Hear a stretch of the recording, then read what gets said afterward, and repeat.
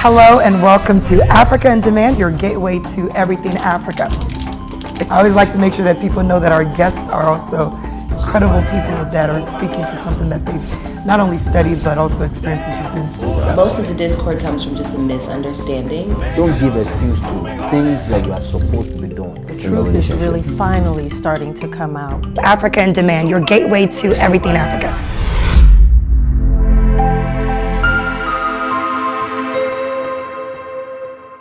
Hello and welcome to Africa in Demand, your gateway to everything Africa.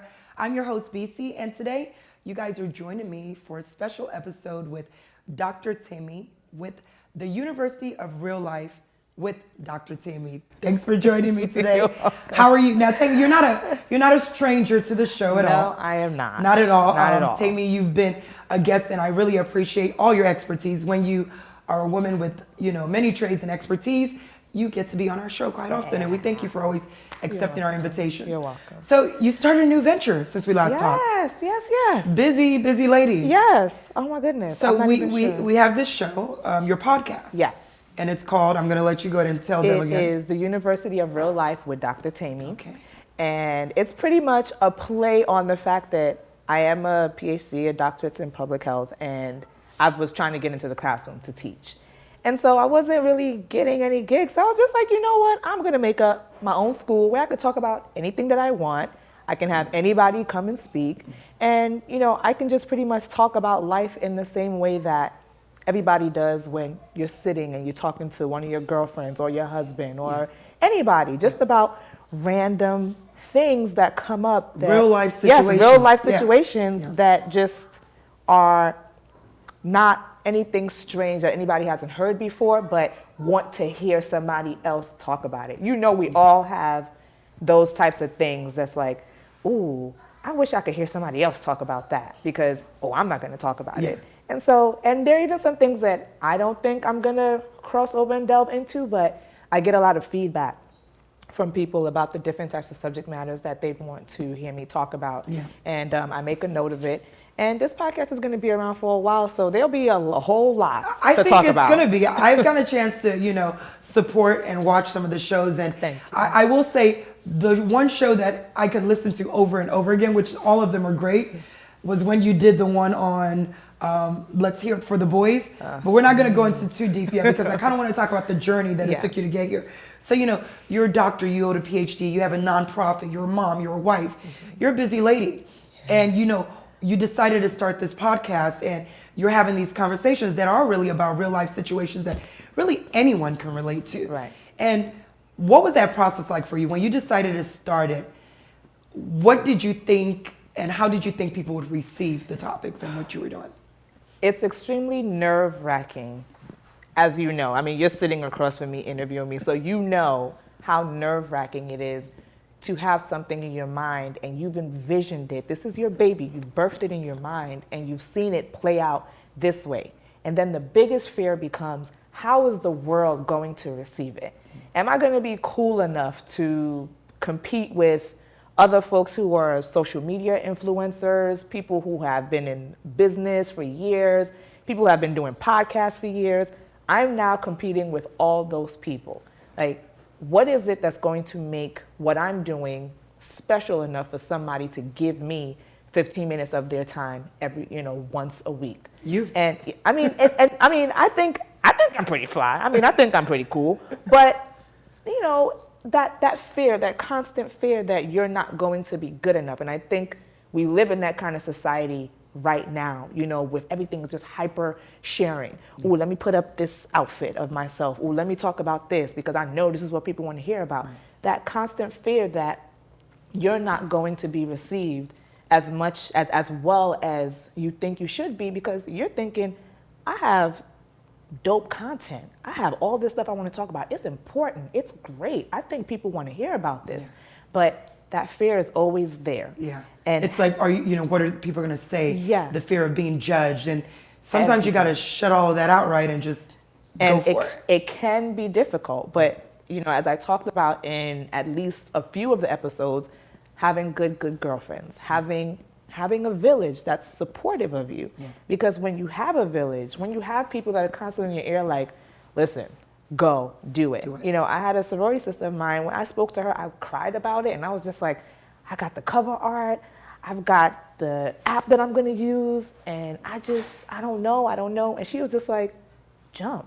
Yeah. She was like, just go. Like, the worst that can happen is that you'll fall. But you'll at least get up and have an opportunity to do it again, but you won't know unless you take the leap. Yeah. And I'm so happy, I'm so grateful that I did, because it feels good. It's also a form of therapy for me, Yeah. to just get on my mic and talk about what I'm feeling. Some of them you'll hear, you know, I might have a few bullet points. It might sound a little bullet point-ish. And then there's somewhere it just sounds like I'm sitting right here like, girl. And I just, you know, just go for 15, 20 minutes. You're keeping it real, so that's what you do. Exactly. So, and that's the whole point. That's what I try to do. Yeah. Just like you and I are sitting here having a conversation right now, it's fluid, it's flowing. There's no ifs, ands, or buts about the genuity of what it is that I'm talking about, and that's what I'm trying to give the audience. So you jumped. And you said, okay, I'm going to have my first show, and you did the orientation. Yes. Right? Yes. And what was that topic about? So what I ended up doing was I did a double introduction. So I actually recorded 2 episodes and released both of them on the same day as the opening for the podcast. So the first episode was orientation, and that was pretty much because it's a play on being in school. Orientation was me introducing myself to the classroom of life, and you know, just getting people to get to know who I am, how the podcast is going to be structured, and you know, getting to know me. Of course, I can be a little silly, and I was very open with who I am, and then I also had a portion that talked about who I wasn't. You know what I mean? I was perfectly clear. You wanted to make sure it was identified very early that this is me, this is what you're going to get, and that's how we're going to do it. Exactly. All right. So we're going to take just a very quick break, and we will come back and talk about that orientation. We're speaking with Dr. Temi, the University of Real Life. We'll be right back. You're watching Africa on Demand.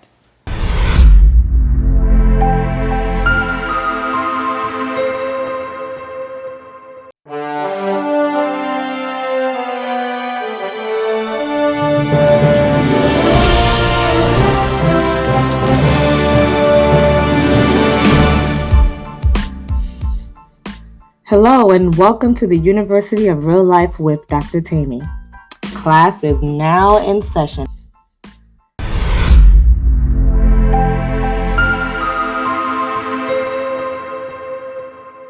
Welcome back to Africa on Demand, your gateway to everything Africa. If you're just joining us, we're sitting here with Dr. Temi of the University of Real Life with Dr. Temi. And we've been talking just about, you know, how you got started, what you decided to do. Now, what I really like about what's unique about your podcast is you are using like this play on like a real university, right? There's semesters, there's quarters, there's different things you're talking about. And that in itself makes it unique. So I'm already sold because it's kind of like, okay, I can take these sessions, take a break, come back, and you did some interesting things that we'll get into at the end where you did some quizzes and stuff. But so you have the orientation and you now let people know who you are. Yes. And you let them know what you're going to be discussing and how to join you. Was it difficult to get everything together to actually figure out where and how you were going to do a podcast? A lot of research. Yeah. I thought that it was going to be a lot more difficult than what it ended up being. Okay. I'm a very frugal person. If I don't have to spend money on it, I'm not going to spend money on it. If I can spend a little bit as opposed to a lot, I'm going to spend a little bit. So, I started to do a little bit of research on the types of equipment that I would need. And then when I started doing research, I learned that, I don't need a whole studio. I don't need all these high-tech things. So I bought a little mic, plugged it into my tablet, and I have an app that I downloaded on my phone so I can record a podcast on my phone. I can record it on my tablet. I have a little working space in my basement. I mean, to get in the feel of things, we went and bought me a desk, a chair, a nice cushiony chair, a nameplate for my desk that says wife, mom, boss, just to get in the feel of me having a working space of where I do it. And that was all I needed. And the willpower and the constant, I watch things. I'm constantly watching people. I'm constantly thinking about things.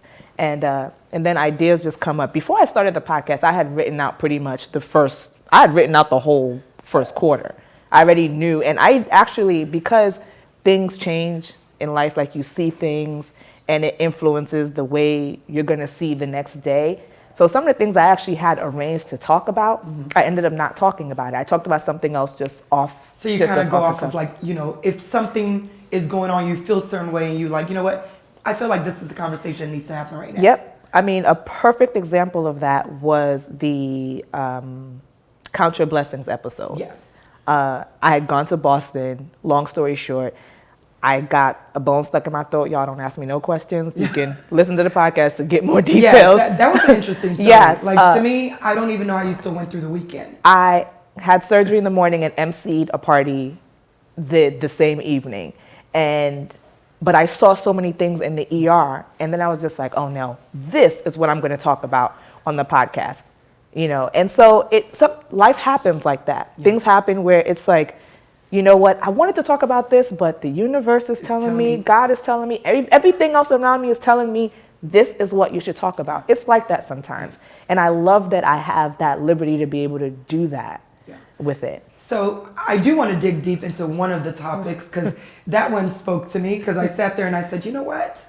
I'm driving to work. Let me listen to this podcast. That's the beauty of it, is that we can listen to you on the go or wherever. Right. So this particular topic was called Let's Hear It for the Boys. Oh, and the title alone made me go, I wonder what this is about. And there was a lot of passion and depth in the conversation, but without giving away everything, I want to talk about that a little bit. So you came up with this topic. Why? Like I said, the universe, it just aligns. What happened was I had a conversation, and I find that episode is so, you hear the passion behind it because I've had that conversation with especially Nigerian women. Not once, not twice, not 3 times. And I felt like it had been coming up a lot in conversation when it comes to parenting. And then this young lady, I'll share her name. Her name is Ada Enugu. She had posted a video on Facebook. And I listened to it and I laughed and I said, I'm going to have this on my podcast. Like, I'm going to talk about this because I said, you see this? I was just talking about this with somebody. This girl done put out a whole video. And I was just like, the world should hear what I have to say about it. Your perspective, your view. And I'm raising 2 boys. So she was talking about it from the perspective of being a single woman and dating men who were raised a certain way. So my spinoff was actually me raising 2 boys and being married to a Nigerian man who was raised by Nigerian parents, and how that all looks like how it all comes together, like all the different paradigms of raising children and raising girls, separate from raising girls, boys. Raising boys, and what that ends up looking like in the future. Right. I mean, I have a lot of behavioral health work underneath my belt with my coursework and everything that I do in academia. So it's like I can see little things here and there when we start to talk about cause and effect. Yeah. And so seeing that now as an adult and seeing everything come full circle with the husband I married and now the 2 boys I'm raising, I was just like, light bulbs going off, right? Oh, we're going to talk about it. Y'all going to hear about it. And I said, and I got, funny enough, the feedback that I got that day was the most feedback I had gotten off of any podcast. So it wasn't just me? No, it wasn't just you. I had a lot of my male friends, male cousins text me and, oh, so you said this, and well, I kind of believe it, but what you said is so true. And I'm just like, I know. For me, what it was is it was an eye-opener because I actually never thought about it like that. It's kind of like you think of it, but you don't really realize that it's a grassroots thing. Like it's a training that ultimately, we would think that way, but you don't really think about it. Like there's a certain way in our culture where men are raised a certain way to be a certain way, and women are raised a certain way, or girls are raised a certain way to be a certain way. And as you get older, some of that might change, but it does shape who you ultimately become. And some of it could be of no fault of your own. Yeah. And that's the thing. The thing that fueled me was I was just like, okay. especially being a Nigerian woman, and we know what Nigerian men have to go through before you get married, all the bridal, the rites and all that stuff. Okay, typical. Nigerian moms will tell their Nigerian sons, go out, go and find a good wife. Make sure she has gone to school, she can cook, she can clean, and she can take care of all of your children, all of the 10 children you want to go and have. Village. All of them, right? So you start with that. Mind you, now what happens is this same mom that's telling her son, go out and find this perfect woman, bring her home, make her your wife, and you go and be the head of the household. Meanwhile, Bobo is sitting there. Nobody taught him how to lead. Nobody taught him how to be anybody's helper. Nobody taught him how to do anything but sit and be waited on. And that's the part that makes it tricky. But don't hold the thought. All right. We're not done. We're gonna take another short break, and in this one, you guys get to see and hear a little bit of this podcast. You're watching Africa in Demand. We'll be right back.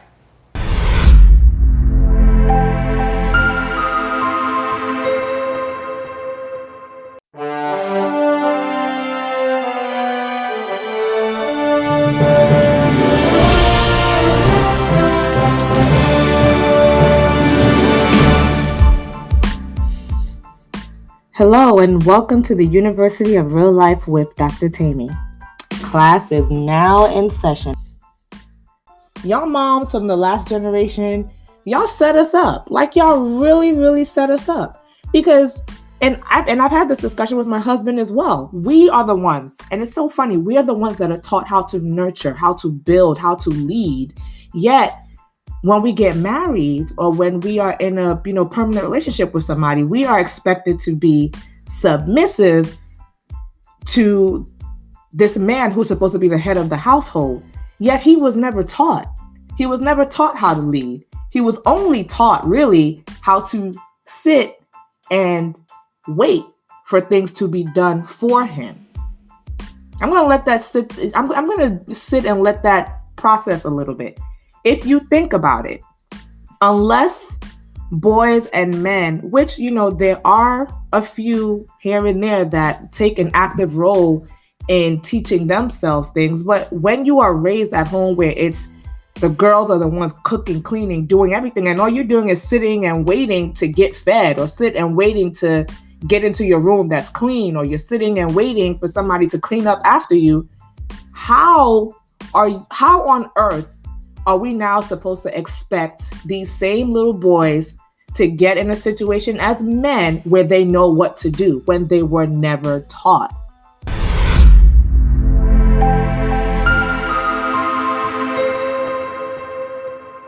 Welcome back to Africa in Demand. If you're just joining us, or if you've been watching, we're sitting here with Dr. Temi of the University of Real Life with Dr. Temi, and we're getting into the nitty gritty of it right now. We're having those conversations of the things you talk about on the podcast, the real part of the university. So we left off with the whole idea of, a mother or family raising a young boy or young girl and what they tell them to do and how they prepare them, but the things they leave out to make sure that they're actually fully prepared to go out. So let's pick up from there. And what's funny is that prior to the podcast, I always make sure I pass off the subject matter or whatever it is onto my husband. And when I told him that, I was a little bit nervous because, he's a Nigerian man and he knows. But then when I said it, he was just like, but you're so right. And that's and it's a perfect example of people realizing that this is what it is. You didn't know that this is what it was, but this is what it is. I mean, we are the ones as women that are conditioned, and that we're the ones that are groomed and trained to lead and to be the nurturers and to be the caretakers. Isn't that interesting though? You just said something very important. We are typically trained to lead and to nurture. Yes. And to provide. Yes. But when we get into marriages and relationship situations, we are expected to be submissive. Yes. And the man is supposed to be the household, the head of the household. Now, while I don't combat that at all, I am a Nigerian woman, I'm a Christian woman, according to the Bible. Yes, but then I'm also a woman of the new school. The man is the head, but the woman is the neck. We know what it is. We have to work together. Yes, we work together to make this happen. While you're sitting at the head, this is me right here. you can't do anything here unless I'm doing something right here. So, I mean, and I say stuff like that to my husband, and he looks at me and he laughs. He's just like, oh, you're so weird. But it's true. And he even agreed that, again, just like I said, we're the ones that are trained. Yeah. We're the ones that are taught how to do all of these things. But I don't even think that our parents thought about that, because you're right. I mean, no. I was probably the one that was like kind of the exception to the rule. So the rule is, and you know, if you're an African woman and you didn't grow up in the kitchen with your mother while she was cooking, like it wasn't even a question that, you know, you had to be there.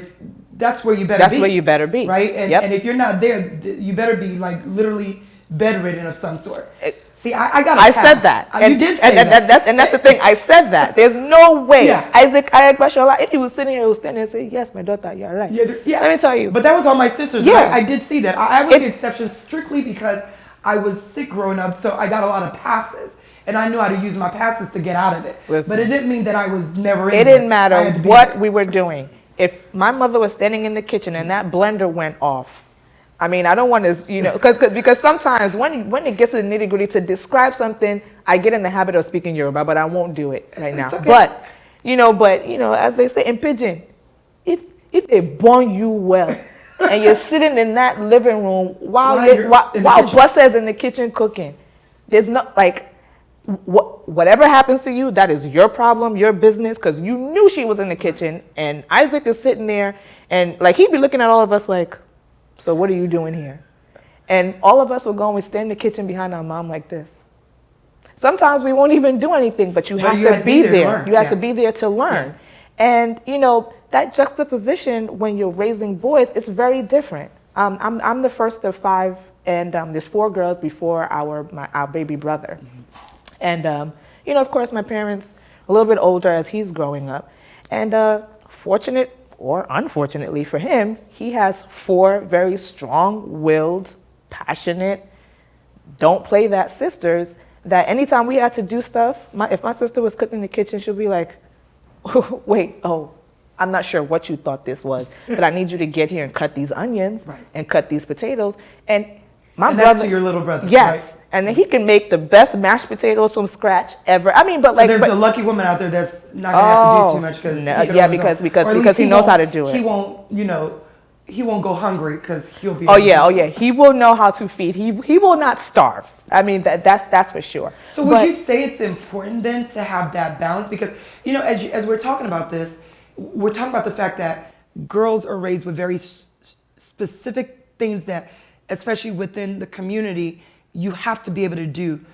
And with boys, we do want them to be the leaders and the head, but what does that coaching or training look like? How would that differ for you raising boys now from maybe what you saw or what you know to be? So raising 2 little boys now, I have a 4-year-old and a 1-year-old. And I've never baby talked to any of my children. I don't goo-goo, gaga, and little words. I use correct long words. You've met my son. He has an extensive book. He tells me he's disappointed. I'm like, boy, spell it. You telling me you're disappointed. But, you know, but I give him, and he says that because I have a way that I parent that I allow him to be emotional. Yes. I allow him to tell me how he feels. I ask him why he's feeling that way. I make sure that he, you know, understands why he's feeling.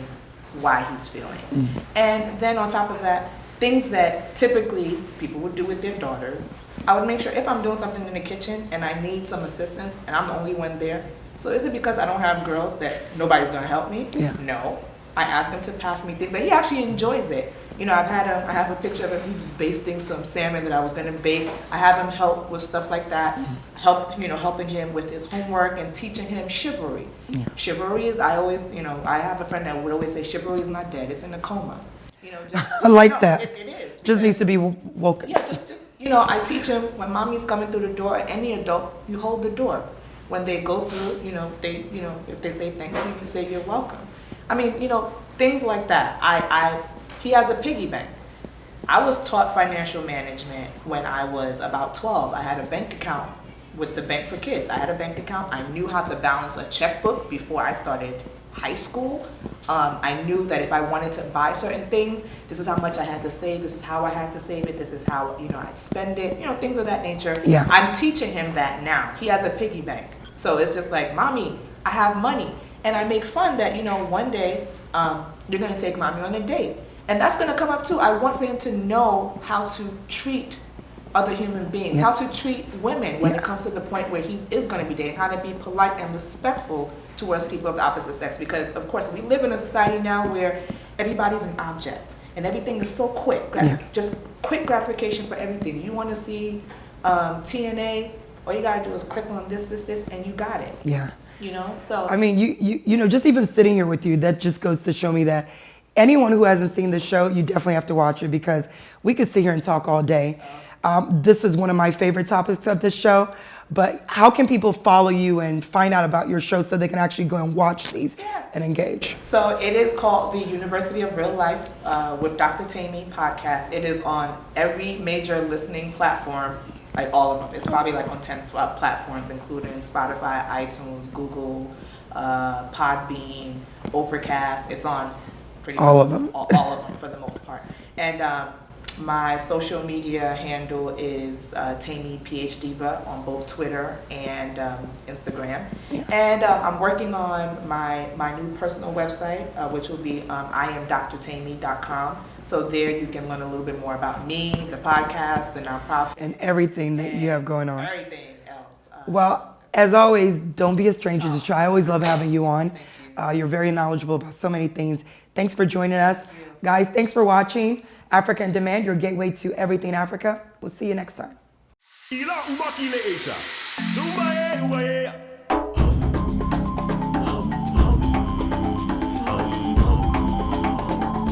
Zumba,